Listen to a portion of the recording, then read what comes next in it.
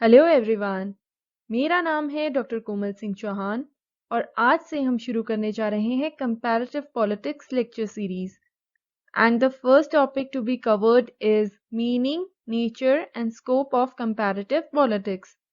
तो चलिए शुरुआत करते हैं आज की वीडियो की। Let's understand the background of comparative politics. Comparative politics is as old as political science. Comparative politics, जिसे हिंदी में तुलनात्मक राजनीति कहते हैं, ये उतनी ही पुरानी है जितनी पुरानी पॉलिटिकल साइंस है। क्योंकि एरिस्टोटल, जो कि फादर ऑफ पॉलिटिकल साइंस हैं, ही used comparative method for comparing the Greek city states of his time. Aristotle ने कंपैरेटिव मेथड का यूज किया था अपने समय की ग्रीक सिटी स्टेट्स को कंपेयर करने के लिए। इसीलिए कंपैरेटिव पॉलिटिक्स भी उतनी ही पुरानी है जितनी पुरानी पॉलिटिकल साइंस है। However, it was known as comparative government. Comparative politics को पहले comparative government बोला जाता था, ना कि comparative politics। और ऐसा क्यों था, ये हम आगे चलकर समझेंगे। The term comparative politics is of recent origin and came into vogue in the 50s of the 20th century. तो ये एक नई टर्म है और ये prevalence में कब आई? During the 1950s. Before that it was known as comparative government, जैसा कि हमने पहले ही डिस्कस किया था, which is considered to be the traditional approach for the study of politics. Comparative government को एक ट्रेडिशनल अप्रोच माना जाता है पॉलिटिक्स की स्टडी के लिए। तो जो टर्म कंपैरेटिव पॉलिटिक्स है, ये इमर्जेंस में आई ड्यूरिंग द 1950s। इससे पहले कंपैरेटिव पॉलिटिक्स को कंपैरेटिव गवर्नमेंट बोला जाता था और ये एक ट्रेडिशनल अप्रोच थी पॉलिटिक्स की स्टडी के लिए। इसका स्कोप भी बहुत लिमिटेड था, इसमें हम सिर्फ गवर्नमेंट की स्टडीज किया करते थे, इसलिए इसे कंपैरेटिव गवर्नमेंट कहा जाता है। In contemporary times, it was accepted by the political scientists that for a proper understanding of different political systems, a scientific empirical comparative study of the structures and functions is required. तो contemporary times में, modern times में political scientist ने ये realise किया कि different political systems को कैसे study करने की ज़रूरत है, एक साइंटिफिक तरीके से स्टडी करने की ज़रूरत है, एक साइंटिफिक एम्पिरिकल कंपैरेटिव स्टडी करने की ज़रूरत है, उनके स्ट्रक्चर्स की, उनके फंक्शंस की, जिससे थियोरी बिल्डिंग भी हो सके। और इसीलिए इमर्जेंस में आई कंपैरेटिव पॉलिटिक्स, जो कि एम्फेसिस देती थी साइंटिफिक स्टडी पर। इससे पहले जो कंपैरेटिव गवर्नमेंट थी, ये ट्रेडिशनल अप्रोच थी, ये नॉर्मेटिव थी और साइंटिफिक स्टडी की बात नहीं करती थी।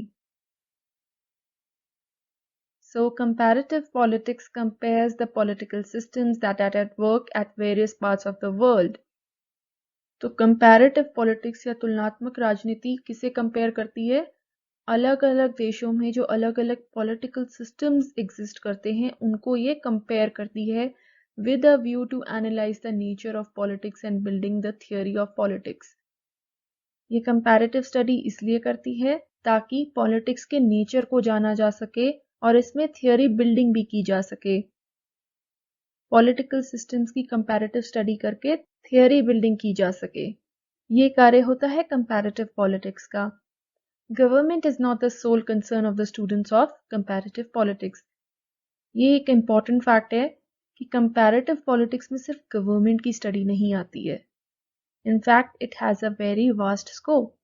According to Freeman, comparative politics is comparative analysis of various forms of government and diverse political institutions. Freeman के अनुसार comparative politics क्या है? ये एक comparative analysis है जिसमें अलग अलग forms of government को compare किया जाता है और जो अलग अलग political institutions होते हैं उनको compare किया जाता है। So let's say डेमोक्रेसी को टोटलिटेरियन फॉर्म ऑफ गवर्नमेंट के साथ कंपेयर किया जाता है, या अलग अलग देशों का जो लेजिस्लेचर है उसको आपस में कंपेयर किया जाता है। That is the example of comparative politics. According to M Curtis, comparative politics is concern with significant regularities, similarities and differences in the working of political institutions and political behavior. M Curtis का मानना है कि comparative politics का concern किससे है?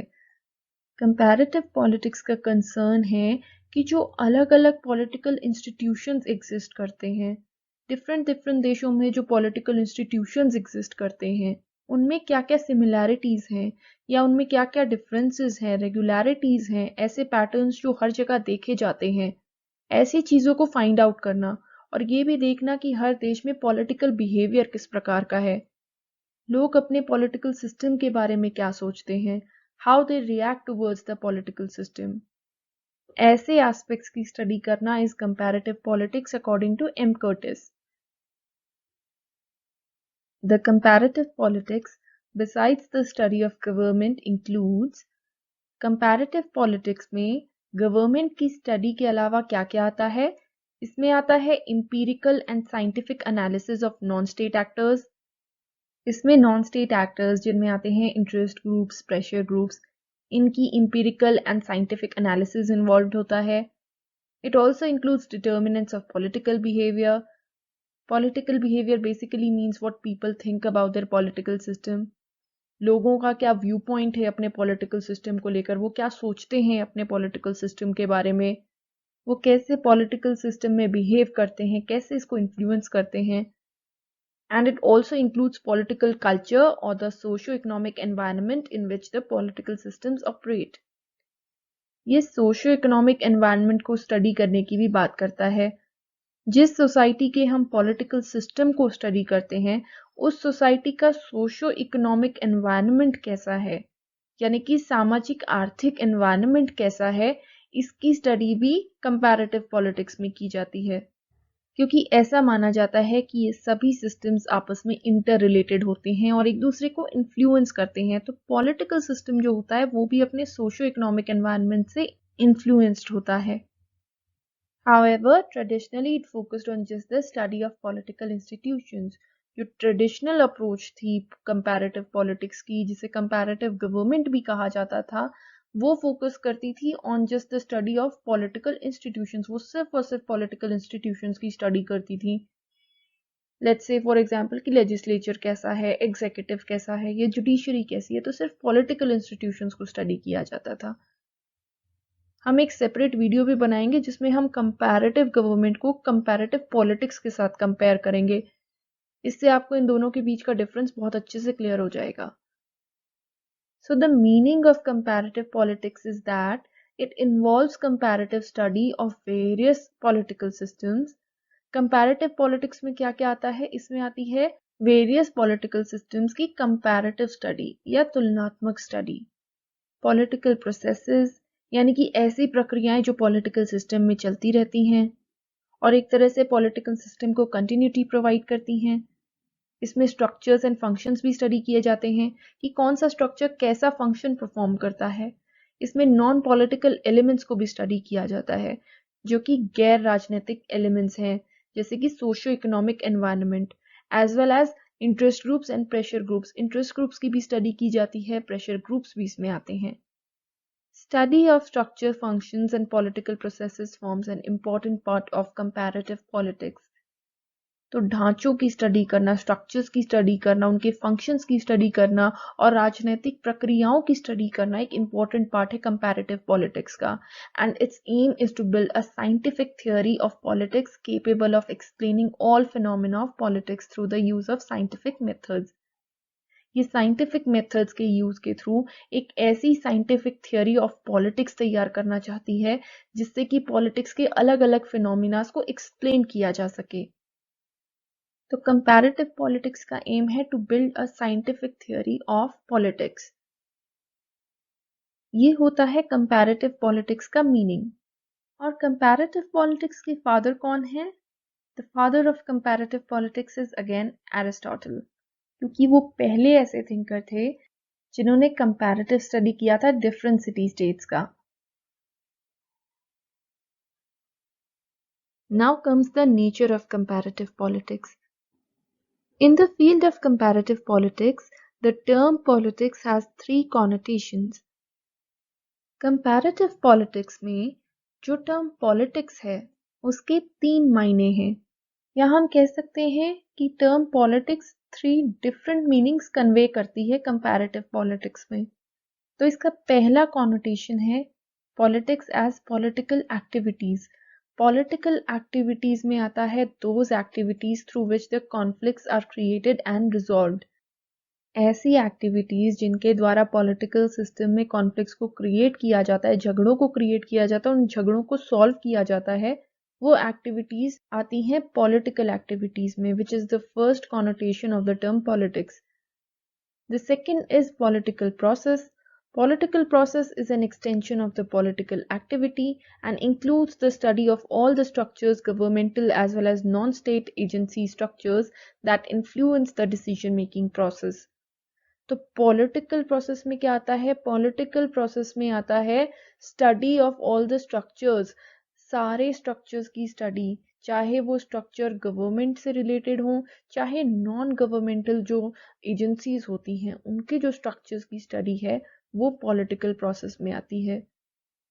Political process में उन सभी ढांचों की स्टडी आती है, उन सभी स्ट्रक्चर्स की स्टडी आती है जो कि पॉलिटिक्स में डिसीजन मेकिंग प्रोसेस को इन्फ्लुएंस करते हैं, चाहे वो स्ट्रक्चर गवर्नमेंटल हो या नॉन गवर्नमेंटल हो, जैसे कि प्रेशर ग्रुप्स या interest groups. The third connotation of politics is political power. Laswell explained politics as shaping and sharing of power. लाजवेल ने डिफाइन किया है पॉलिटिक्स को एक ऐसे एरिया के तौर पर जहां पर पावर को शेयर किया जाता है और उसे शेप किया जाता है. तो पावर जो है वो एक बहुत ही इंपॉर्टेंट कंपोनेंट है कंपैरेटिव पॉलिटिक्स का भी. So political power includes the study of subject of politics from the standpoint of power. Political power में आता है कि जो पॉलिटिक्स का सब्जेक्ट है उसकी पावर के पर्सपेक्टिव से स्टडी करना, ये स्टडी करना कि हाउ पावर इन्फ्लुएंसेस पॉलिटिक्स.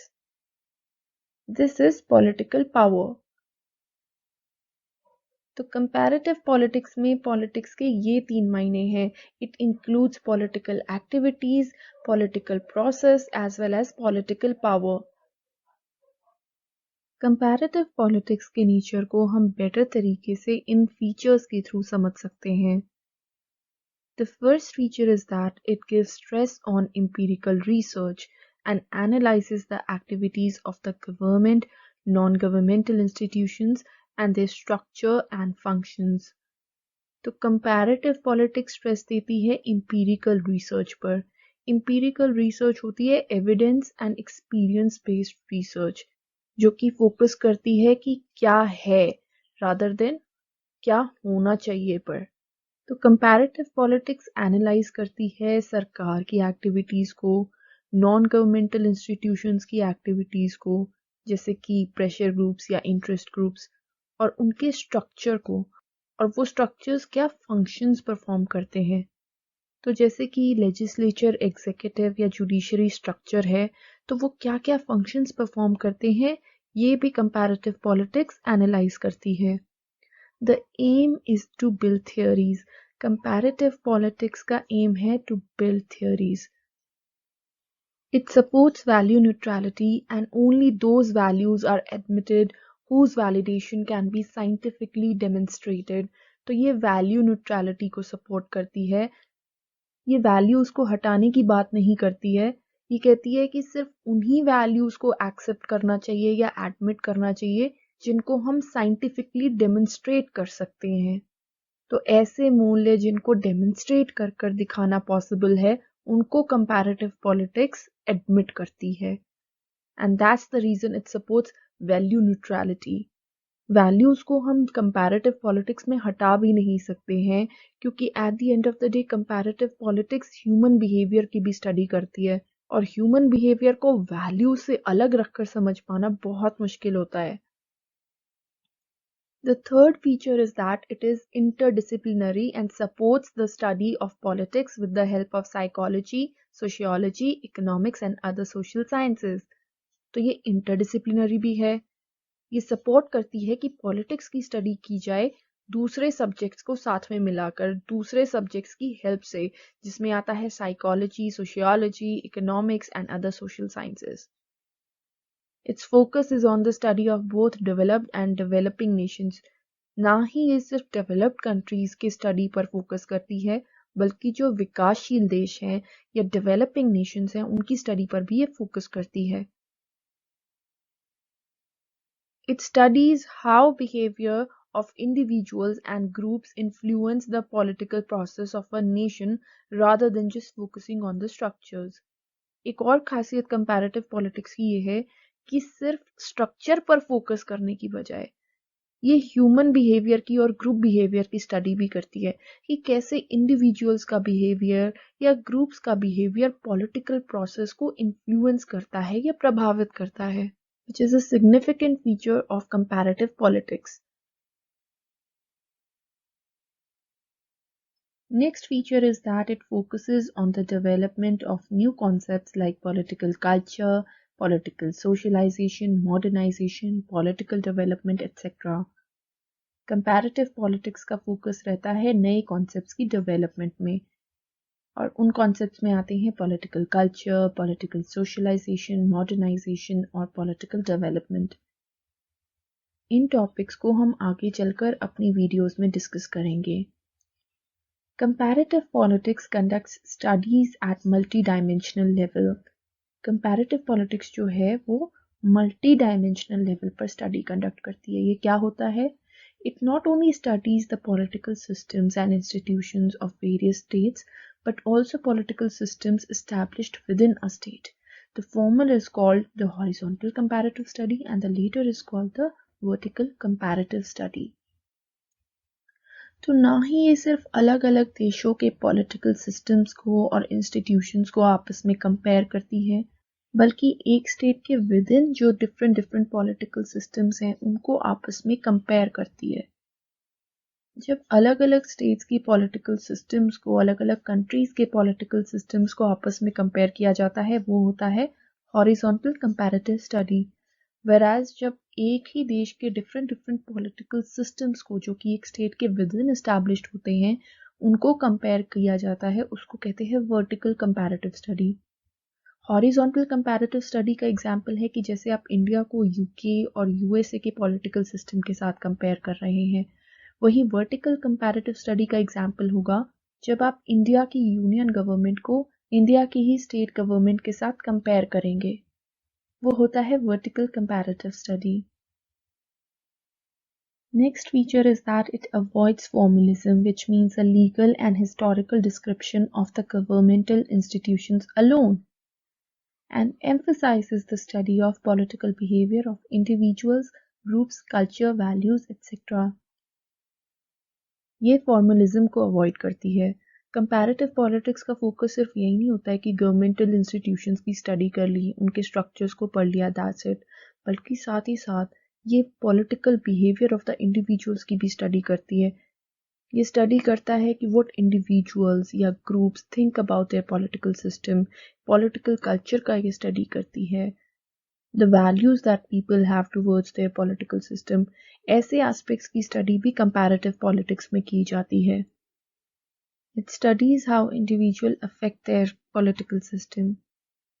तो इसका स्कोप काफी ब्रॉड है। These were the features of comparative politics which help in understanding its nature. Now let's discuss the scope of comparative politics. Comparative politics के scope में क्या-क्या आता है? The first thing which is included is the political structures, which includes the study of all the structures which are involved in the struggle for power, from legislature, executive and judiciary to political parties, interest groups, pressure groups, bureaucracy, elites etcetera. तो comparative politics study करती है ऐसे सारे structures की जो कि politics में involve होते हैं, चाहे वो लेजिस्लेचर, एग्जीक्यूटिव या जुडिशरी हो, या वो पॉलिटिकल पार्टीज हो, इंटरेस्ट ग्रुप्स हो, प्रेशर ग्रुप्स हो, ब्यूरोक्रेसी हो, एलिट्स हो। इन सब स्ट्रक्चर्स की स्टडी की जाती है कंपैरेटिव पॉलिटिक्स में। Next thing is the political functions, which includes the study of functions which are performed by the political structures. तो political structures जो function perform करते हैं वो study किए जाते हैं comparative politics में। तो ये functions हो सकते हैं like interest articulation, like collecting the interest aggregation, political communication, rule making, rule application, rule adjudication, socialization, decision making, policy making, etc. तो ये सभी जो फंक्शंस हैं जो कि अलग अलग स्ट्रक्चर्स द्वारा परफॉर्म किए जाते हैं, ये आते हैं कंपैरेटिव पॉलिटिक्स में। इसमें ये भी आता है कि पॉलिटिकल पार्टीज या इंटरेस्ट ग्रुप्स क्या क्या फंक्शंस परफॉर्म करते हैं।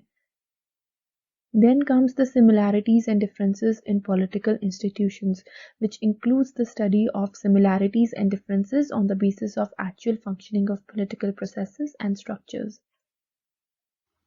तो कंपैरेटिव पॉलिटिक्स में जो अलग अलग कंट्रीज हैं, उनकी जो पॉलिटिकल प्रोसेसेस हैं या उनके जो स्ट्रक्चर्स हैं, उनको आपस में कंपेयर किया जाता है और उनकी सिमिलैरिटीज एंड डिफरेंसेस को फाइंड आउट किया जाता है। कैसे?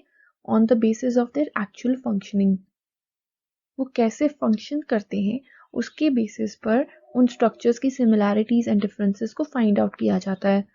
तो फॉर एग्जाम्पल, अगर हम इंडियन एग्जीक्यूटिव को अमेरिकन एग्जीक्यूटिव के साथ कंपेयर कर रहे हैं और उनकी सिमिलैरिटीज एंड डिफरेंसेस को फाइंड आउट कर रहे हैं, that will be an example of finding out the similarities and differences in the political institutions and structures.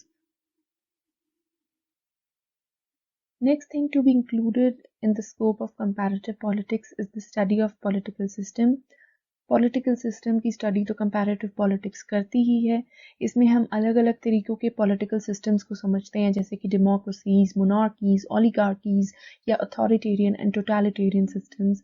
The objective is to understand their characteristics in order to build a theory and not to determine which system is the best. तो इन political systems को समझने का objective क्या है, उद्देश्य क्या है? वो ये जानना नहीं है कि कौन सा सिस्टम बेस्ट है, बल्कि उनके कैरेक्टरिस्टिक्स को समझना है। ये समझना है कि डिफरेंट पॉलिटिकल सिस्टम्स कैसे फंक्शन करते हैं और उसके आधार पर थियोरी को बिल्ड करना है, ना कि ये डिटरमाइन करना कि कौन सा सिस्टम बेस्ट है। Then comes political culture. Political culture क्या होता है? Political culture includes the attitudes, beliefs, values that people have towards their political system. Political culture में आता है कि एक पॉलिटिकल सिस्टम के प्रति लोग क्या सोचते हैं, क्या एटीट्यूड रखते हैं, क्या बिलीफ रखते हैं या क्या वैल्यूज रखते हैं अपने पॉलिटिकल सिस्टम के प्रति। ये सब आता है पॉलिटिकल कल्चर में, which is followed by political socialization, which is the process through which the people acquire political culture. ये एक ऐसी प्रक्रिया होती है जिसके द्वारा पॉलिटिकल कल्चर को एक्वायर किया जाता है। Another aspect is the study of human behavior in politics.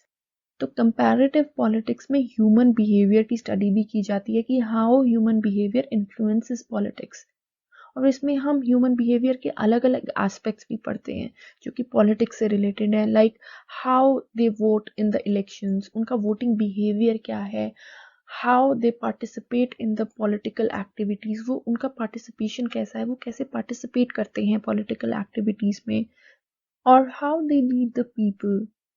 तो ह्यूमन एस्पेक्ट की स्टडी भी की जाती है कंपैरेटिव पॉलिटिक्स में।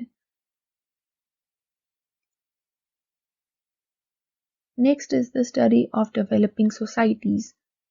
Comparative politics developing societies की स्टडी भी करती है, नॉट जस्ट अमेरिकन या यूरोपियन पॉलिटिकल सिस्टम्स की।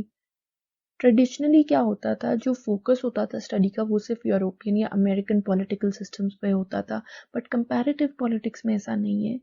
ये डेवलपिंग सोसाइटीज़ की पॉलिटिक्स की स्टडी पर भी फोकस करती है, सो दैट कंपैरेटिव पॉलिटिक्स की एक यूनिवर्सल स्टडी पॉसिबल हो सके। Study of political participation is also included. A political participation क्या होता है? It means how individuals involves himself or herself with the activities of his or her political system. एक इंसान अपने आप को कैसे इन्वॉल्व करता है अपने पॉलिटिकल सिस्टम की एक्टिविटीज़ में, ये हम समझते हैं पॉलिटिकल पार्टिसिपेशन में। और कंपैरेटिव पॉलिटिक्स ये भी स्टडी करती है कि पॉलिटिकल पार्टिसिपेशन कैसे इन्फ्लुएंस करता है पॉलिटिकल सिस्टम को। It includes the study of voting behavior as well. Voting behaviour की स्टडी भी इसमें की जाती है, जिसमें आता है कि ऐसे कौन से पैटर्न्स हैं जो लोगों को इन्फ्लुएंस करते हैं इलेक्शंस में वोट करने के लिए। Next is the study of various groups like pressure groups and interest groups that use techniques to get their interest fulfilled. ये भी हम पहले डिस्कस कर चुके हैं कि इसमें प्रेशर ग्रुप्स की और इंटरेस्ट ग्रुप्स की स्टडी भी आती है। वो कैसे फंक्शन करते हैं, कैसे वो टेक्निक्स यूज करते हैं अपनी डिमांड्स को फुलफिल करने के लिए. Role of modernization is also included in the scope of comparative politics. तो मॉडर्नाइजेशन में आता है कि लोग कैसे प्रोग्रेस करते हैं अपने एटीट्यूड्स में, अपने वैल्यूज में या अपनी एस्पिरेशंस में. पॉलिटिकल पर्सपेक्टिव से अगर देखा जाए तो मॉडर्नाइजेशन का मतलब क्या होता है? मॉडर्नाइजेशन का मतलब होता है लोगों का ज़्यादा से ज़्यादा पार्टिसिपेशन, नेशन बिल्डिंग, नेशन को ज़्यादा से ज़्यादा स्ट्रॉन्ग बनाना, स्टेट बिल्डिंग, कैसे स्टेट ज़्यादा से ज़्यादा इफेक्टिवली फंक्शन करे, and differentiation of structures, functions and rules. यानी कि हर स्ट्रक्चर एक क्लियरली डिफाइंड फंक्शन को परफॉर्म करे और ये फंक्शंस आपस में ओवरलैप ना करें. Study of human behaviour through studying of aspects like elite theories, political cultures, political socialization, voting behavior, etc. ये हम ऑलरेडी अभी डिस्कस कर चुके हैं. इसमें हम अलग अलग एस्पेक्ट्स की स्टडी करते हैं from the human point of view, और इसमें आती हैं elite theories, political culture, political socialization, voting behavior, etc. Then comes the study of political processes. अलग अलग जो पॉलिटिकल प्रक्रियाएं चलती हैं पॉलिटिकल सिस्टम में, like decision making, policy making, या how public and leaders interact with each other, ये सब भी स्टडी किया जाता है कंपैरेटिव पॉलिटिक्स में. And lastly it includes the study of various traditional and modern approaches to the study of comparative politics. तो comparative politics में अलग अलग approaches भी हम स्टडी करते हैं जिनके थ्रू comparative politics की स्टडी की जाती है. So this was the scope of comparative politics.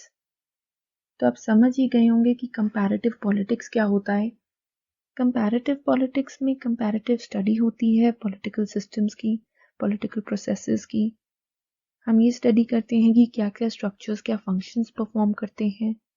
इसके अलावा सोशो इकोनॉमिक एनवायरनमेंट को हम स्टडी करते हैं, इंटरेस्ट ग्रुप्स को, प्रेशर ग्रुप्स को, एज वेल एज हम ह्यूमन बिहेवियर की स्टडी भी करते हैं. कैसे ह्यूमन बिहेवियर पॉलिटिकल सिस्टम को इन्फ्लुएंस करता है, ये भी हम स्टडी करते हैं.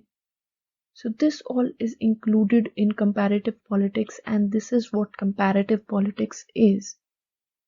So this was today's video of meaning, nature and scope of comparative politics. उम्मीद है आपको ये टॉपिक समझ में आया होगा. तो आज की वीडियो में इतना ही. अगर आपको मेरी वीडियो पसंद आई हो तो प्लीज़ इसे लाइक कीजिएगा, शेयर कीजिएगा और मेरे चैनल को सब्सक्राइब कीजिएगा. Thank you so much. आपका दिन शुभ हो.